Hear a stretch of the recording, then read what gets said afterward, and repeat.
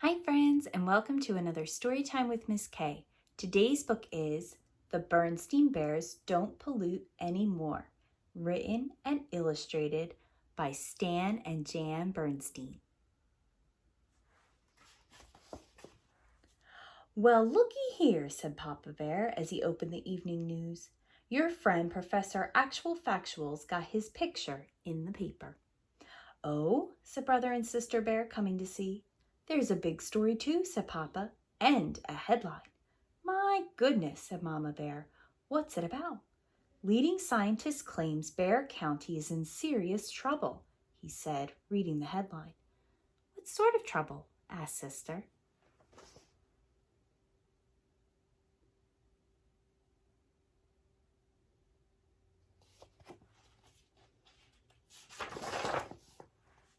Papa, who was reading the story to himself, didn't answer. What sort of trouble? Said Mama, repeating Sister's question. Oh, you know how professors are, he said. Actual Factual's making a big fuss about pollution.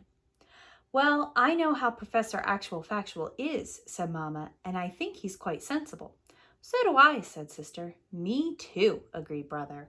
Oh, he's a great guy, all right, said Papa. He's dug up some terrific dinosaur bones and he runs a great museum, but I happen to think he's gone a little overboard on this pollution thing. I'm as much against pollution as the next fellow, he continued. I just don't think a couple of candy wrappers and drinking cups along the side of the road is the end of the world.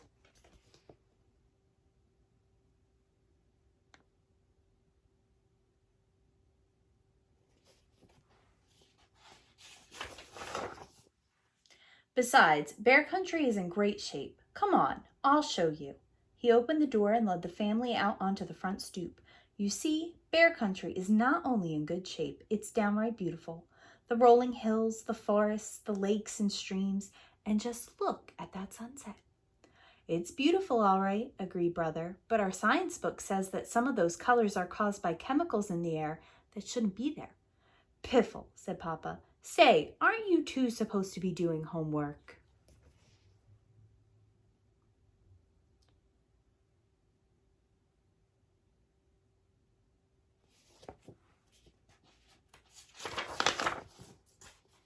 Sister, who had just completed her homework, finished quickly, but Brother Bear was stuck. Teacher Bob had asked him to do a report on endangered species. The books he had taken out of the school library weren't very helpful. Of course, the kind of shape Bear Country was in wasn't as simple as Papa made it seem. How Bear Country looked depended on your point of view. It looked fine from the Bear family's front stoop. It looked even better if you had a bird's eye view while flying high above the earth. But if you had a squirrel's eye view and were finding fewer and fewer acorns because too many trees were being cut down, Bear Country didn't look so fine. If you had a duck's eye view, you might think the professor was right about pollution. And if you had a fish's eye view, you might think things were downright awful.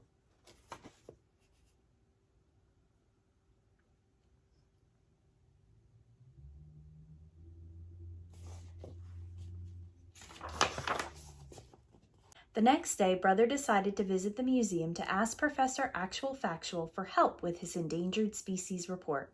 Sister Bear went with him. Professor Actual Factual was usually cheerful and friendly and bubbling over with ideas and projects when the cubs visited, but this time he looked worried and glum.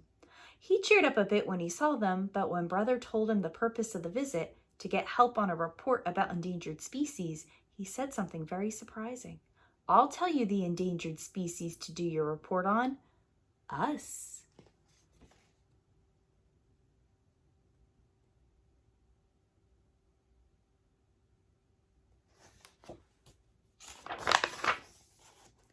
We don't understand, they said. It's very simple, explained the professor. We bears and all other creatures need certain things to survive. Clean air to breathe, pure water to drink, and good soil to grow food in.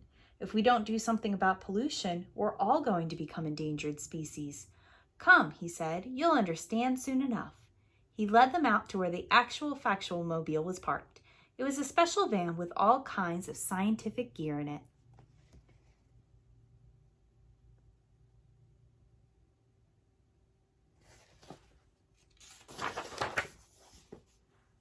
Then the professor took brother and sister on a bear country tour they wouldn't soon forget. They went past Grizzly Gus's garage where they saw oil leaking into a stream getting on a duck and killing some fish. They went past the old box factory where they saw ugly black smoke pouring into the air. They scuba dived into Great Bear Lake where they saw everything from soda cans to rusty old bed springs and worse.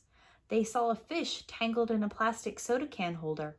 They cut it loose, but they couldn't rescue all the fish from all the plastic holders carelessly thrown away.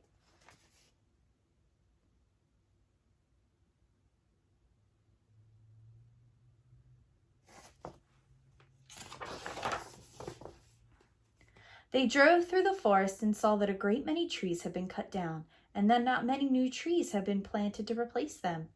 "You might speak to your dad about that," said the professor. "He and his fellow woods bears could help with that problem." "I think I see what you mean about becoming an endangered species," said brother when they got back to the museum. "Yes," agreed sister, "but what are we going to do about it?" "Did that evening news story do much good?" asked brother. "Not much," said the professor. "The idea that bear country is in serious trouble because of pollution seems to be hard to get across." "To grown-ups maybe," said sister, "but we understand, and all our cub friends will too, because we're the ones who will have to live on a messed up, polluted earth when we grow up."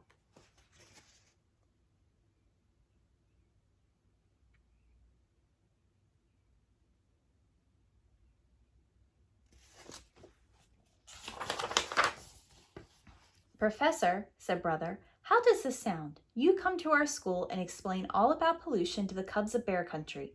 Maybe we can do something about it." Actual Factual was impressed. "I'll give Teacher Bob a call right away and arrange it," he said. And that's what happened. The cubs were all eyes and ears as Actual Factual told them about the trouble bear country was getting into. First, he taught them 3 important new words: ecology, conservation, and recycle. The way the professor explained it, ecology means how all the creatures, the plants, and the earth itself work together. Conservation means not wasting the valuable things of the earth, like water, oil, wood, and metal. And recycle means finding ways to use some of those valuable things over and over.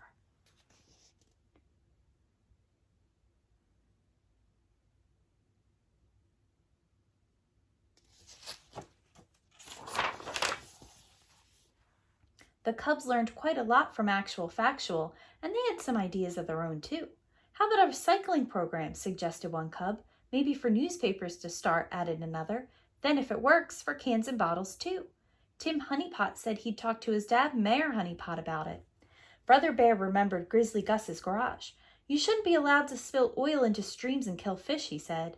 Babs Bruno, whose dad was the chief of police, said, "I'll talk to my dad. If there isn't a law against it, there ought to be." Even Too Tall helped with an idea. "My uncle owns the Super Duper Market. He could put in a bag return plan for reusing bags." "Excellent suggestion," said the professor. "And if some folks don't want to cooperate," added Too Tall, "me and the gang can lean on 'em a little." "The bag return is fine, Too Tall," said Teacher Bob, "but no leaning."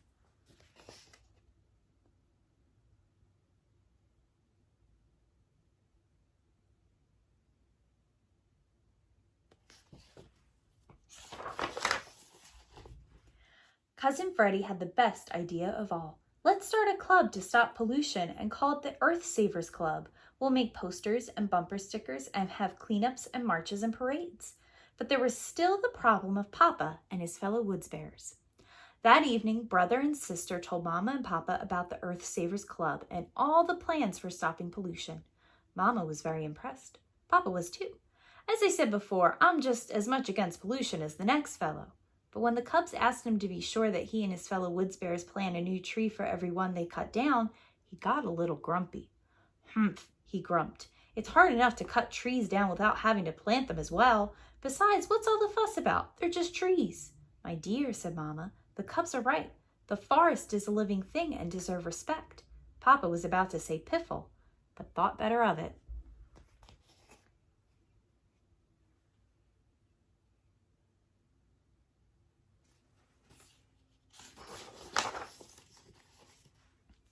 The problem of conserving the forest must have been on his mind because that night he had a dream.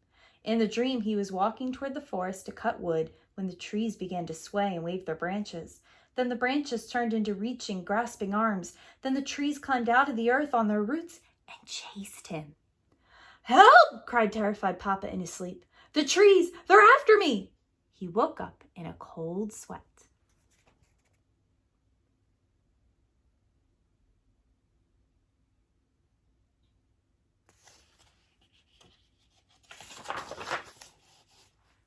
"Having a nightmare?" asked Mama. It must have been something I ate," he said. "Or something you heard, perhaps," she said. "About trees?" "Piffle," he said, and turned over to try to go back to sleep. But it wasn't going to be easy.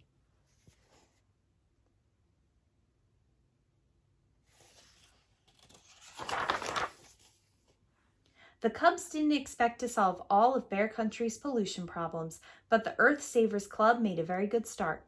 The mayor declared a special holiday called Earth Savers Day, and the Cubs had a big parade. Brother and Sister Bear marched at the head with Professor Actual Factual.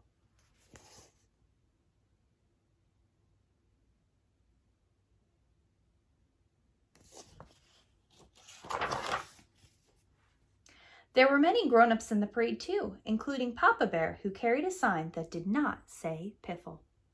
"A good woods bear plants a tree for every single one he cuts. No ifs, no ands, no maybes or buts."